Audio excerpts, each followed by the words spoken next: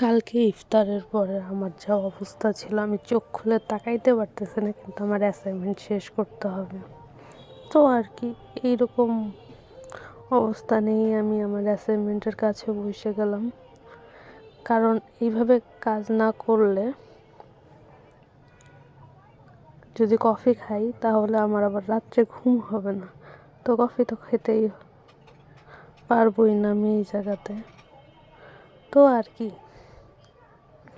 আমি ChatGPT থেকে আমার অ্যাসাইনমেন্টের কাজ বার করে নিচ্ছিলাম আর কি। প্রচুর টায়ার্ড লাগতেছিল।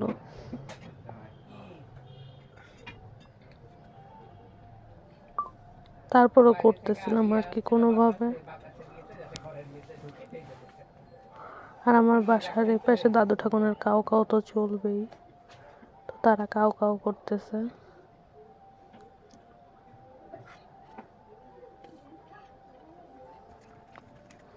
তারপরে আমি অ্যাসাইনমেন্ট শেষ করে, ইতিহাসের ম্যাডাম প্রশ্ন দিয়েছিল, ওই মাত্র 4টা চ্যাপ্টারের প্রশ্ন লেখে, বাকিগুলো লেখি নাই। তো ওইগুলো লিখতে বসে পড়ছিলাম, ওগুলো তাড়াতাড়ি লেখা শেষ করতেছিলাম। আমি কি কাগের ঠিং বকের ঠিং লিখতেছি নিজেও বুঝতেছি না, এই আর কি অবস্থা আমার।